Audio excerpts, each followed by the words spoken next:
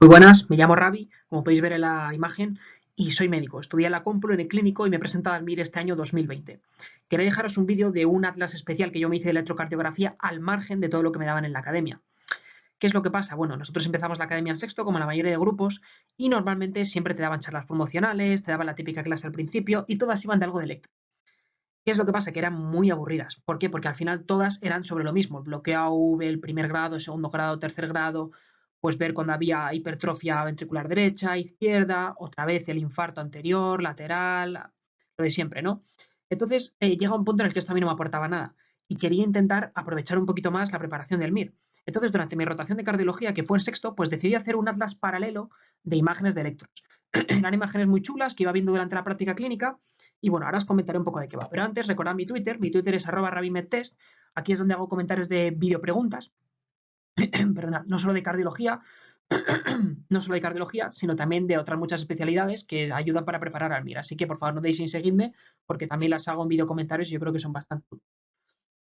Bueno, en este atlas vamos a hablar de varios tipos de electros. Lo primero, electros raros. Bueno, os encontréis con esto y vamos a ver en una diapo el diagnóstico diferencial de las tres negativas profundas en cara anterior, que es una cosa pues un poco rara que no te suele enseñar.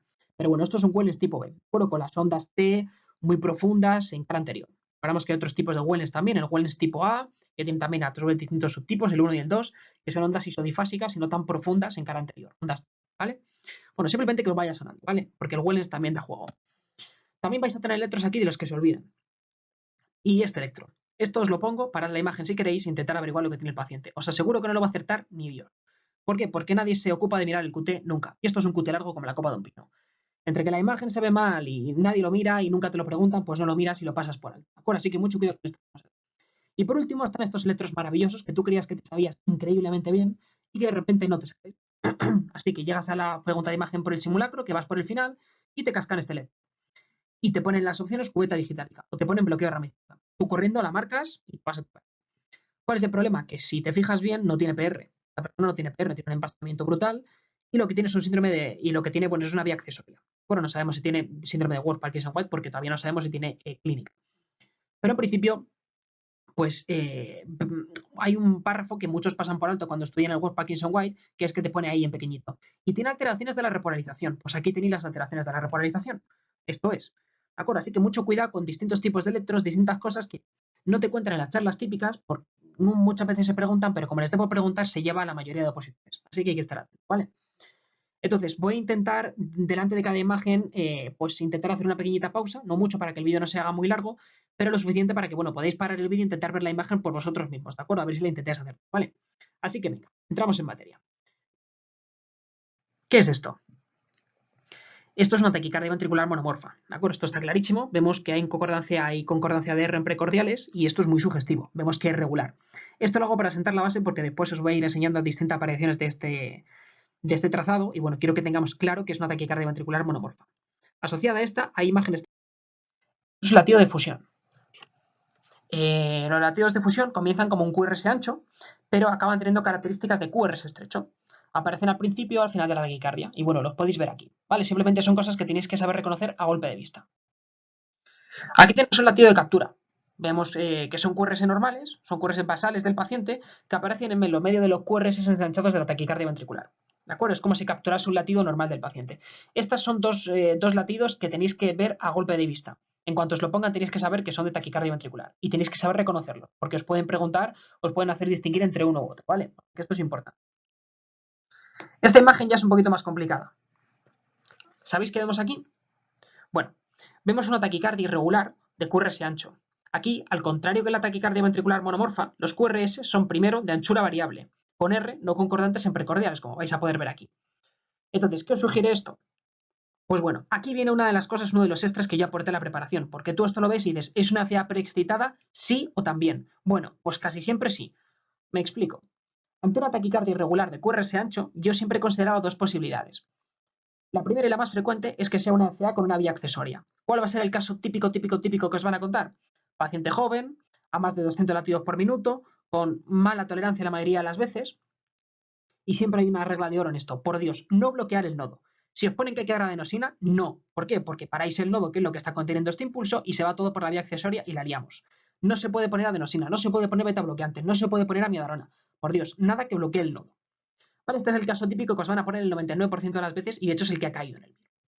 Hay otro caso que es bastante gracioso, que es el del señor mayor. Y puede ser una FA conducida por aberrancia o conducida por vía frecuencia dependiente. En este caso, el caso típico va a ser en vez de un paciente joven, un paciente anciano. En vez de a más de 200, pues van a ir por debajo de 200. Suele ser bien tolerada. ¿De acuerdo? Estos pacientes además suelen tener bloqueo de rama ya conocido, entonces conduce con la polaridad del bloqueo de rama. ¿De acuerdo? Aquí veis que esto, pues bueno, va como le da la gana. Esto es una FA preexcitada en un paciente con vía céspita. Vamos a por la siguiente. Esta es un poquito complicada, ¿vale? Aquí lo que se está viendo es un resincronizador que está bien colocado. Por comentar la imagen, vemos que hay espigas detrás de cada onda P, ¿de acuerdo? Para disparar la contracción ventricular una vez ha tenido lugar la auricular y así poder mantener la contracción. Es un poco la funcionalidad del resincro. Habitualmente suelen asociar una función de marcapasos DDD que miran aurícula y ventrículo y disparan casi siempre al ventrículo. Ventrículo derecho y ventrículo izquierdo sincrónicamente, porque son tricamerales. Aunque podría también hacerlo la aurícula, por el hecho de tener función DDD. Esto sé que es información muy compleja, pero bueno, esto podéis ir desgranándolo poco a poco, pero es un electro esencial. La parte triggered, la parte de T, es de la tercera D, es importante para la respuesta fisiológica al ejercicio, porque por ejemplo, un VVI dispararía a un ritmo fijo siempre, tanto estando en reposo como estando en ejercicio. En este caso, al sensar el PR auricular por la T del trigger, permites aumentar la frecuencia en casos de necesidad. ¿De acuerdo? Funciona bien porque el QRS no es muy ancho y no tiene bloqueo de rama izquierda, lo que se traduce en una buena contractilidad. Al contrario que un marcapasos triple D, que está bicameral, tendría imagen en bloqueo de rama izquierda y un PR muy largo. Pues no está programado para estimular todas las P's, sino solo aquellas que no se traducen en un estímulo ventricular. Así, por ejemplo, el marcapasos triple D esperaría un tiempo prudencial antes de estimular y generar una onda R, dando un PR un poco largo. Esta explicación os puede resultar horrible, y lo es, pero con lo que os tenéis que quedar es con que si veis una cosa que te parece un marcapasos, pero en V1 no veis bloqueo de rama izquierda, porque no tiene bloqueo de rama izquierda, más bien tiene bloqueo de rama derecha, si no veis eso, pensad que es un resincro, ¿vale? Y vais a ver, pues bueno, que tiene un PR corto, etc. Esas son las dos cosas con las que yo me quedaría de la aplicación. ¿Vale? Esta es la aplicación que yo me hice cuando me dibujé la imagen. Vamos a ver la siguiente. ¿Qué pensáis que puede ser esto? Esto es una imagen súper complicada, pero que se ve con bastante frecuencia. ¿Vale? Esto es un infarto posterolateral antiguo. Recordamos que las ondas R, estas que vemos altas en V1, se cree que son espejo de ondas Q posteriores, aunque recientes estudios pues, han localizado que el infarto real podría también estar en la zona lateral del corazón. Así que si os dicen posterolateral o algo así, lo deis por válido. Vemos que este paciente además, pues por ver un poco, vemos que tiene una malísima progresión de ondas R en precordiales, con R prominentes en V1 y T positivas en V1, V3, pues no debería. Bueno, esto es un electro que me parece bastante curioso. Vamos con el siguiente. Estos son electros de marcapasos. Es algo que normalmente solemos odiar porque no nos lo explican bien en la carrera, pero bueno, estos son un par de electros básicos de marcapasos que yo creo que hay que saber. Esto es un marcapasos disfuncionante. ¿Sabréis decir por qué? Pues bueno, en esta tira de ritmo observamos las espigas que se mueven de forma anárquica. Esto indica que hay un fallo de sensado. ¿Por qué? Porque dispara incluso durante y después de un QRS. Y algunas, de hecho, no presentan ni siquiera QRS, son espigas solas. La primera y la tercera empezando por el final, por ejemplo. Por lo que también presentaría que un fallo de captura. Es decir, estimula, pero no está bien anclado al ventrículo derecho. Vale, esto es una imagen con los dos fallos y los tenéis que ver muy claros. Porque esto sí que, si empiezan a preguntar electros de marcapasos, van a empezar por aquí. Porque esto es lo más fácil. Y aquí tenemos uno que es bastante bonito. Y vemos que es un marcapasos, aunque en este caso no se ven las espigas. Lo vais a tener que creer porque os lo digo yo. Y esto para señalaros una flecha. Señala las P retrógradas tras el QRS del paciente, cuyo nodo auriculoventricular pues conduciría los QRS retrógradamente. Como estos latidos se transmiten desde el nodo AV hasta las aurículas, pues vemos que estas ondas son positivas en AVR y negativas en cara inferior, como podéis ver en la imagen. En este caso, el tratamiento de estos pacientes, que lo que sufrirían sería un síndrome del marcapasos, con latidos en el cuello, pues van a estar bastante incómodos. En este caso habría que reprogramar el marcapasos, ¿vale? Esto es importante, simplemente quedaos con esta imagen, el caso típico de síndrome del marcapasos. Vamos con la siguiente imagen. Esta imagen es muy friki y esta imagen la tenéis todos en todos los manuales, pero escrita, no hecha imagen. Y por lo tanto es muy complicada. Esto, os digo ya la solución, es una taquicardia ventricular, hasta ahí hemos llegado todos, bidireccional. ¿Y a qué suena esto? Pues bueno, esto es un hallazgo muy específico de la intoxicación digitálica, junto con otros hallazgos, como ya sabéis, que son el ritmo idionodal acelerado y la taquicardia auricular paroxística con bloqueo auriculoventricular. Vemos aquí QRS estrechos en precordiales que oscilan entre los 60 y los más 120 grados. Que suena esta imagen, no creo que lo pregunten nunca, pero a mí me estresaba haberlo escrito y no haberlo visto nunca en imagen, así que pues me tuve que poner la imagen. Vamos con esta de aquí, que parece muy fácil. ¿Qué es esto? Esta es una imagen que también es muy preguntable y que de hecho a mí me cayó en un examen de la carrera. Me pusieron este letra y me dijeron, ¿qué es? Pues bueno, esto es una imagen de bigeminismo. Como vemos aquí, cada latido sinusal se alterna con una extrasístole ventricular. Esto es muy característico de la intoxicación digitálica, ¿vale? Importante, por si quisiesen ir más allá, si la extrasístole aparece por cada 2 latidos sinusales, en este caso se denominará trigeminismo, ¿de acuerdo? Pero que no se engañen con que sean 2 ventriculares y 1 sinusal. No, no, son 2 sinusal y 1 ventricular, eso es lo que sería el trigeminismo, ¿vale? Como veis, estamos aumentando un nivel extra a las cosas que veis escritas en el manual de la academia. Pero realmente todo esto, pues, está en el espectro de cosas que podían ser preguntas. Vale, siguiente electro. Este electro es precioso. A ver si alguien sabe decirme lo que es. Esto es un SK-SEST, en principio, ¿no? Aunque el descenso del ST no es localizador de isquemia, el descenso difuso del ST a más de 5 derivaciones con ascenso en AVR es un hallazgo que es altamente sugestivo de enfermedad de tronco coronario izquierdo. Y esto es muy importante que os lo grabéis a fuego. ¿De acuerdo? Esto es muy importante que lo grabéis a fuego. Vale. Importante, sobre todo, también es decir que el ST, el descenso del ST, no es localizador de isquemia. Y esto ya lo han preguntado en el MIR. Te ponían un ST descendido en derivaciones de cara inferior y te decían si el infarto estaba de cara inferior. Pues no necesariamente. Vale, así que cuidado con ese engaño porque la primera vez que lo pusieron en el MIR todo el mundo cayó. De hecho, yo la primera vez que hice esa pregunta de un MIR anterior la fallé. Pero la fallé con la cabeza bien alta porque la verdad es que no tenía ni idea. No nos la habían contado en la carrera. Vale, vamos con esta. Electro de un poquito peor calidad, pero que tiene un patrón que a mí me encanta. Es que este me parece precioso. Esto es lo que se denomina el patrón de Winter. Es un patrón ultra específico, pero que todavía no ha caído en el MIR. Aquí observamos en esta imagen un descenso difuso LCT durante más de 5 derivaciones y positivo en AVR, como os decía antes. Luego esto ya nos tiene que mosquear. Esto es que el paciente tiene pupa en el tronco coronario izquierdo. ¿De acuerdo? Indica oclusión del 95% de tronco o de A muy, muy proximal. Aunque solo aparece en el 2% de los casos con esta lesión y suele aparecer al principio, de hecho lo ven los del SUMA más que los médicos que tratan el infarto, es un SK-SEST, no tiene elevación del ST, pero debería manejarse como un SK-CEST. ¿Vale? Las ondas T picudas, para repasar un poquito de esta oclusión, nos indican que ya estaría causando isquemia subendocárdica. ¿Vale? Este es un electro muy bonito que se os tiene que quedar a golpe de vista. ¿De acuerdo? Imaginaos que os ponen 4 electros y os dicen qué paciente está más grave. Y os ponen este electro que no sabéis lo que es. Y dices, bueno, tiene ondas T picudas, esto aparecía al principio del infarto, y veis descenso y ascenso en AVR. Marcadlo. ¿Vale? Marcadlo. Siguiente electro. Vale. Paradlo un momento y a ver si me conseguís decir qué es. Estoy seguro de que la mayoría de vosotros os he vuelto a pillar. Esto es un QT largo. Sin embargo, esto es un QT largo especial, porque no quería repetirme. Es un QT largo en el que el paciente había tomado amiodarona. Típicamente asocia QT largo con T's invertidas. Esto es un detalle rarísimo que no van a preguntar en el MIR. Y el resto de antiarrítmicos de clase 3, como por ejemplo el sotalol, pues también darían QT largo. Es simplemente un dato que se os... Vale, el Flutter. Creo que todos hemos reconocido a las ondas F del Flutter y esto es muy clave. Simplemente deciros un par de formalismos, que es que las ondas F del Flutter son con F mayúscula, mientras que las ondas F de la FA son con F minúscula. Por si acaso quisiesen ir por ahí, no lo creo, es una pijada, a nadie le preocupa, pero bueno, que os suene. Aquí vemos cómo es un poquito el Flutter típico y el Flutter atípico, ¿no? El Flutter típico es antihorario, con las ondas F negativas en cara inferior, y el Flutter atípico es el Flutter horario con ondas F positivas en cara inferior. Y aquí tenemos el siguiente electro. El siguiente electro, pues diréis, Flutter, perfecto. A mí lo que más me costaba con los Flutter era distinguir la frecuencia.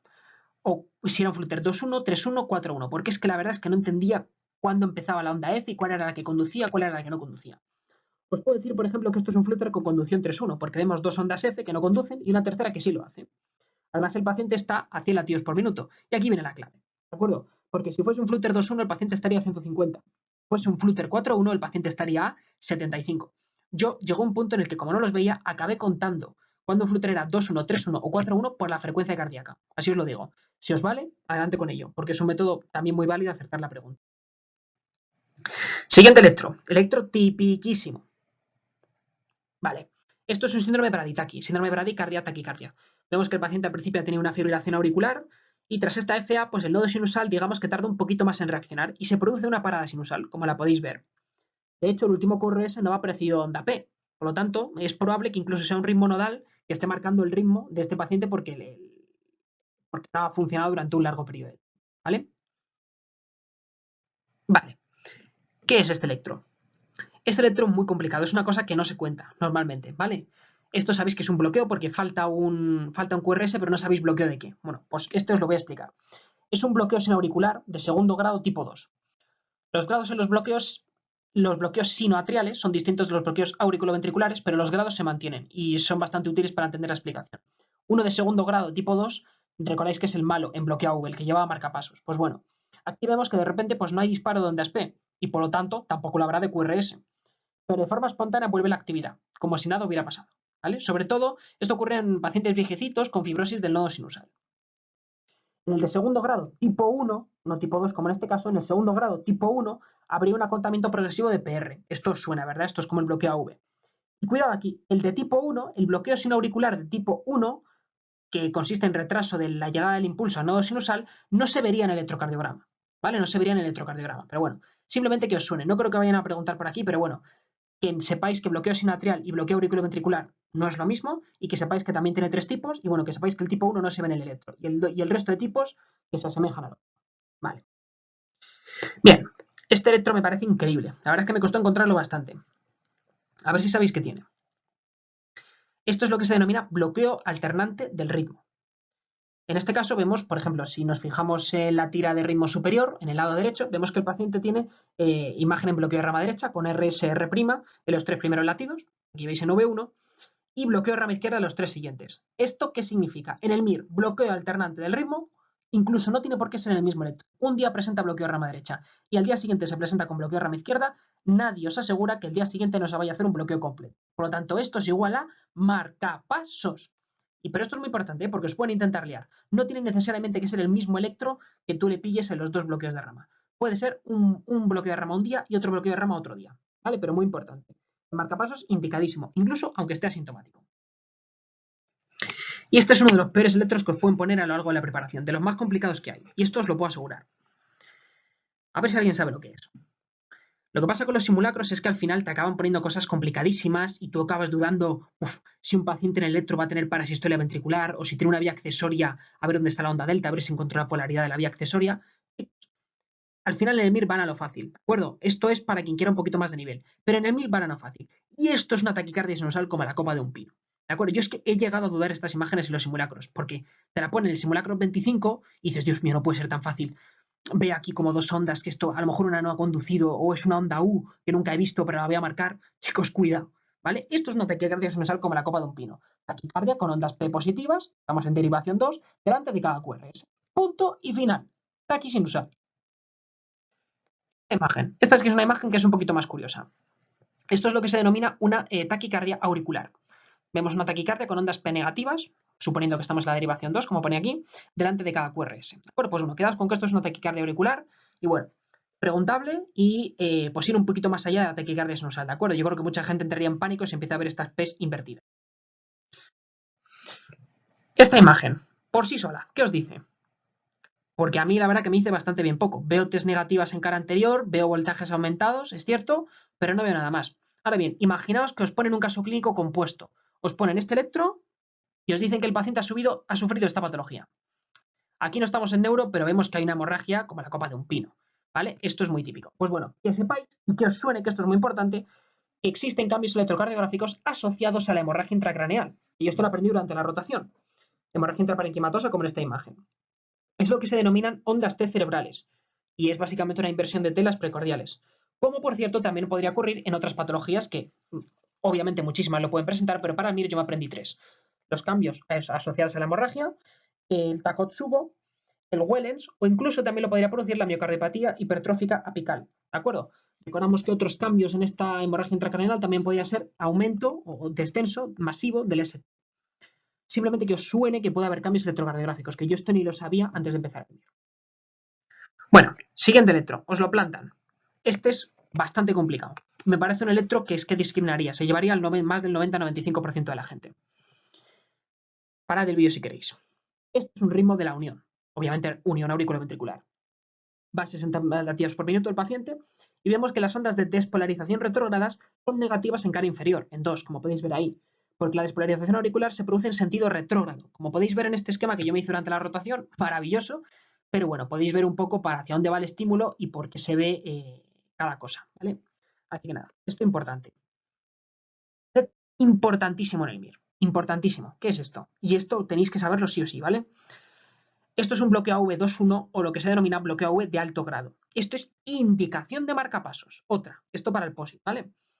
Vemos que en este caso hay bradicardia con elevación de la onda T, que realmente es con una elevación tras la onda T, que sería la onda P bloqueada. ¿De acuerdo? Entre esa P y la siguiente QRS cabe, pues, entre esa P y la siguiente cabría un QRS entero. ¿De acuerdo? Que no se intenten engañar, os digan, no, el paciente está bradicárdico, hombre, no puedes ir a esta frecuencia, por Dios, ¿vale? Y esto es muy importante, no confundir este electro con el siguiente electro. Y os ponen este. Es un paciente que, bueno, podría ir un poquillo lentillo, no, va normal. Y en este caso sería hipopotasemia. Vemos hipopotasemia y veremos también una elevación de la onda T, que es una elevación, perdón, tras la onda T. En este caso se correspondería con la onda U. Por esa onda U famosa que casi nunca pregunta, pero bueno, ahí está. Y es típica de este trastorno. Entre esa onda U y el siguiente QRS no hay espacio para otro QRS entero, ¿vale? Por ejemplo, que no se intenten bloquear, perdona, que no se intenten liar, les digan, esto es una P bloqueada. No, no es una P bloqueada, ¿vale? Es una onda U. También os va a ayudar muchísimo el contexto clínico. Obviamente os van a dar todos los fármacos del mundo para que el paciente, para que se justifique esta alteración electrocardiográfica. Casos clínicos muy distintos, pero si os ponen los electros desnudos, así a simple vista, cuidado porque los electros como tal sí podrían confundir un poco. Vale. ¿Qué es esto? Pues como hemos dicho, voltajes altos y T's invertidas. Una de las cosas que os tiene que venir, el caso clínico ya os va a ayudar a resolver. Esto es una miocardiopatía hipertrófica apical. Vemos una hipertrofia izquierda con T's negativas y profundas en precordiales. Si no fuese por la hipertrofia, como ya he dicho, podría confundirse con un Wellens, con un Takotsubo o con cambios cerebrales asociados, con cambios cardíacos asociados a hemorragia cerebral. Muy importante, recordamos el Wellens, que lo hemos comentado antes, un poco ajeno a esta imagen, recordad que es un escasez de alto riesgo que tendría que recibir cateterismo en menos de 24 horas en general. Pero recordad que si estos pacientes siempre se hacen dolor y insuficiencia cardíaca, le tendríamos que hacer el CAT antes de las 2 horas. ¿Vale? Muy importante. Y simplemente recordar que esta miocardiopatía hipertrófica apical también se llama síndrome de Yamaguchi. Y bueno, en la ventriculografía pues tiene una imagen en las de picas, que también podéis ver aquí en el ecocardiograma. Y bueno, simplemente un poco que os suene la imagen y eso. No todas las miocardiopatías hipertróficas son obstructivas, ¿de acuerdo? También puede ser septal y no obstructiva y puede ser apical que no obstruye, ¿vale? Así que bueno, pues esto es muy importante para preguntar cosas sobre el gradiente, para preguntarse a qué habría SAM, movimiento sistólico anterior, ¿vale? Cuidado porque no todas las miocardiopatías hipertróficas presentan necesariamente obstrucción, ¿de acuerdo? Muchas veces se pone el nombre MCHO, miocardiopatía hipertrófica obstructiva, pero cuidado porque a raíz de ese nombre os pueden intentar liar, porque no todas obstruyen. Vale, imagen. Paradla y decirme qué es. Esta la tenéis que acertar. ¿Y por qué la tienes que acertar? Porque es una FA preexcitada. Esto es para ver si estabais atentos. Nada más, ¿vale? Pero bueno, el electro que ya pregunta en el MIR, el electro que generó pues muchísima confusión el día del examen y que lo tienes que tener muy claro. Recordad, por Dios, no se bloquea el nodo AV. Vale, electro que me parece precioso, pero precioso. Porque es que tiene todo. Fijaos, esto es un electro de hipotermia. ¿Vale? Es un electro de hipotermia. Y tiene un dato muy específico, que son las ondas J de Osborn. Recordamos que la elevación del punto J también puede ser un patrón de repolarización típico en personas jóvenes, pero en este caso vemos que el paciente no nos hablan de nada, simplemente vemos que hay una bradicardia increíble, vemos las ondas J de Osborn y vemos que el electro está artefactadísimo. Si os dais cuenta, parece que el paciente está tiritando y está haciendo cambios en el electro constantemente, ¿de acuerdo? No penséis que esto es una FA o cualquier cosa rara. Bueno, simplemente son artefactos, el paciente está tiritando del frío que tiene. El caso típico que os podría encontrar es un mendigo que está tirado en la calle, que tiene obnubilación, le hacen un electro y se encuentra en este percal. Pues aquí podríais luciros, ¿vale? Bien, siguiente electro. A esto fueron cosas ya que fui viendo en la planta de cardio que me pareció que eran muy preguntables y que se veían con bastante frecuencia. Parad el electro, por favor, e intentad adivinar lo que tiene el paciente. Vemos que el paciente tiene ausencia de ondas P y presencia de ondas F minúscula, lo cual nos indica que el paciente está en FA. Eso lo tenemos claro. Pero sin embargo vemos los QRS estrechos y regulares. ¿Y esto por qué puede ser? ¿Cómo puede estar un paciente con FA regular? Pues ¿por qué? Porque ha sufrido un bloqueo AV completo y tiene un ritmo de escape. ¿El ritmo de escape cómo sería? En este caso sería supraisiano, porque el QR es estrecho, con una frecuencia entre 30 y 40 latidos por minuto. Además, podemos ver en algún latido que el paciente presenta un marcapasos con buen sensado. ¿Y por qué sabemos que tiene buen sensado? Pues bueno, porque las espigas están separadas por la misma distancia. Sin embargo, tiene mala captura. ¿Por qué? Porque no hay QRS después de cada espiga. Es decir, tienes un marcapasos que no está pudiendo estimular bien. Por lo tanto, esto, repito, FA bloqueada con un escape supraisiano a 36 latidos por minuto. Y nos encontramos con el siguiente electro. Paradlo y decidme qué es.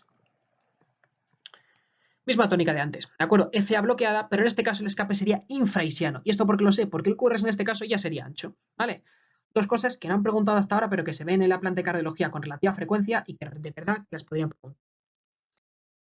De pésima calidad, también la vi en la planta, y os la traigo porque os pueden poner electros malos en el MIR. Y a mí me dijeron, a ver, Ravi, ¿qué tiene el paciente? Y yo miré y dije, puf, no tengo ni idea. Bueno, pues esto es una elevación del ST. Efectivamente, y os podéis quejar de que han puesto una imagen con mala calidad, de que parece que está haciendo esto una ola de surf, que es que no está, esto está mal, fatal hecho el electro, yo no sé cómo lo han hecho. El caso es que es una elevación del ST en V1, y esto lo tienes que saber reconocer, ¿vale? Os plantáis, os ponéis la mano, ponéis el boli, intentáis crear una línea recta y vais a ver que sí que efectivamente hay elevación del ST. Imagen simplemente, pues os lo traigo por lo mala que es, por si acaso os... Vale, siguiente imagen. Esta imagen es relativamente complicada de ver. Parece un electro fácil, aparentemente, ¿no? Vemos P's, QRS, paciente rítmico, normal, pero a este paciente le han hecho pupita. Y esto es una cosa que a los estudiantes se nos pasaba mucho cuando estamos en la rotación, y es ver las ondas Q. ¿Vale? Y esto es muy importante. Aquí vemos QS, complejos QS, en cara anterior. Fijaos en V1, en V2 y en V3, y en cara lateral alta, como por ejemplo en AVL. Estos serían secuelas de necrosis tras un infarto anterior. ¿Vale? Si os preguntan, si os ponen este electro y os dicen si el paciente ha sufrido isquemia, efectivamente la ha sufrido, ¿de acuerdo? Esto es signo de necrosis y además una necrosis bien establecida con por bastante polaridad. Vale, ¿qué diréis que es este? Vamos a intentar comentar el electro, a ver si lo podemos sacar. Vemos un paciente regular a 54 latidos por minuto en ausencia de ondas P. Pues yo aquí lo que sospecharía, más que nada, es un ritmo auricular de escape. Bueno, el ritmo nodal no pasa de 50 latidos por minuto, ya lo hemos visto antes, esa FA bloqueada que estaba entre 30 y 40. Pero en este caso, pues el ritmo nodal no pasaría. Por lo tanto, yo aquí sospecharía un ritmo auricular de escape. Y como ya hemos visto antes, la taquicardia auricular tenía ondas P. Sin embargo, en este caso no vemos las ondas P y hay una cosa pues bastante graciosa que se suele hacer en estos pacientes y que yo no sé si pueden preguntar o no, pero a mí me pareció muy curiosa. En este caso, en el que tú sabes que tendría que haber ondas P, pero no las estás viendo, pides lo que se llama un electro con doble voltaje. Y esto es para magnificar las ondas Pi que las... Efectivamente, aquí las tenéis. Este era el electro del mismo paciente, esto es de la planta de cardio, y aquí se ven las ondas P con este electro de doble voltaje. Como podéis ver, los voltajes están aumentados, sobre todo en V4, V5, V6 con respecto al electro anterior, pero bueno, esto era para que se vieran las ondas P, ¿vale? Simplemente un mecanismo curioso que... Bueno. Vale, siguiente electro. Esto es una cosa que me pareció bastante curiosa, que también aprendí en la planta, y este electro necesita explicación, ¿vale? No se puede adivinar así como así. Este electro lo traje porque es un fenómeno de memoria eléctrica. ¿Eh? Veis que el paciente claramente tiene un marcapasos y vemos que tras los latidos estimulados por el marcapasos, que son latidos con morfología ventricular, podemos ver latidos propios del paciente con QRS estrecho y T negativa. Pues bien, esa T negativa es la memoria del ventrículo izquierdo de que hasta hace poquitos segundos se está activando con una imagen en bloqueo de rama izquierda. Y esto es 100% normal, ¿de acuerdo? No indica isquemia. No sé si me he equivocado antes, perdón, he dicho que indicaba isquemia o no. Esto no indica isquemia. Simplemente es un fenómeno de memoria eléctrica, ¿de acuerdo? Ya sabéis que es un insulto isquémico, las T negativas, lo hemos visto antes en el síndrome de Welles, pero en este caso no significaría eso, ¿de acuerdo? Depende mucho del caso clínico. Simplemente les ponen una opción que sea, tiene fenómeno de memoria eléctrica que no suene a que es inventada, porque eso existe. Y quería terminar con este electro. Es un electro que me parece bastante bonito y es sobre los marcapasos, sobre los tipos de latido marcapasos. Aquí veis un típico latido marcapasos en VVI, ese típico bloqueo de rama izquierda. Recordamos que si lo veíamos en bloqueo de rama derecha, aparte de otras muchas cosas que podrían ser en la vida real, tendríamos que sospechar un resincronizador, ¿vale? Vemos un latido de fusión, un latido pues que empieza, perdón, un latido fusión, ¿de acuerdo? Que empieza como ancho y acaba como estrecho. Y luego vemos una cosa muy especial que a mí me flipó en la rotación, pseudofusión. Yo dije, ¡buah! Esto no lo van a preguntar ni de broma en el MIR. Y pasé de yo la rotación completamente. Pues nos cayó en un simulacro. Y dije, qué rabia me da que no me lo he repasado. Pues bueno, me lo repasé.